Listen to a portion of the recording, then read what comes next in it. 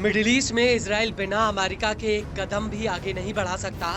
वो इसलिए क्योंकि अमेरिका को इजराइल की रीढ़ कहा जाता है और इजराइल को प्रमुख रूप से अमेरिका से हथियारों की सप्लाई होती है। लेकिन गाजा युद्ध के बाद एक बात तो साफ हो गई कि इजराइल को हथियारों के मामले में अमेरिका पर अपनी निर्भरता कम करनी पड़ेगी, क्योंकि इंटरनेशनल दबाव की वजह से बीच में ही अमेरिका ने इजराइल को हथियारों की सप्लाई अस्थायी रूप से रोक दी थी। लेकिन जैसे जैसे युद्ध लंबा खिंच रहा है, वैसे वैसे इजराइल मॉडर्न हथियारों और बमों की किल्लत से जूझ रहा है और आईडीएफ उन ऑपरेशंस में सैनिकों का इस्तेमाल कर रही है जहां पर हवाई हमलों के जरिए काम हो सकता है। दरअसल आईडीएफ के आगे अच्छे और घातक बमों को बचाने की मजबूरी है, जिन्हें वो बड़े हमलों के लिए बचाकर रखना चाहती है।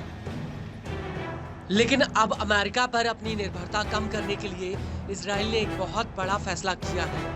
दरअसल इजराइल ने हथियार कंपनी एल्बिट सिस्टम के साथ 2 बड़े समझौते किए हैं और इस समझौते के तहत आईडीएफ ने एल्बिट सिस्टम को हजारों हैवी बम और हथियार बनाने के लिए कच्चा माल की कंपनी स्थापित करने का ठेका दिया है। इजराइल ने एल्बिट सिस्टम के साथ करीब 27.5 करोड़ डॉलर के समझौते किए हैं। इस समझौते को लेकर इजरायली सरकार का कहना है कि यह इजरायली सेना को लंबे युद्ध की दिशा में तैयार करने के लिए एक अहम कदम होगा।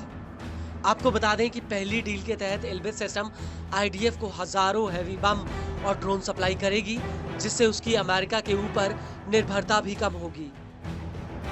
वहीं दूसरी डील के तहत एल्बिट कंपनी इजराइल के भीतर एक राष्ट्रीय कच्चा माल प्लांट लगाएगी, जिससे हथियारों और गोला बारूद के लिए कच्चा माल बनाया जाएगा। इजराइल फिलहाल विदेशों से कच्चा माल मंगाता है। इसको लेकर इजराइल के रक्षा मंत्रालय का कहना है कि इस प्रोजेक्ट के जरिए इजराइल घरेलू मैन्युफैक्चरिंग में स्वतंत्रता हासिल करेगा और विदेशी कच्चे माल पर उसकी निर्भरता भी कम होगी। आपको बता दें कि एल्बिट सिस्टम कंपनी इजरायली सेना को ड्रोन्स, बम, सैन्य वाहन, मिसाइल और कई तरह के हथियारों की सप्लाई करती है।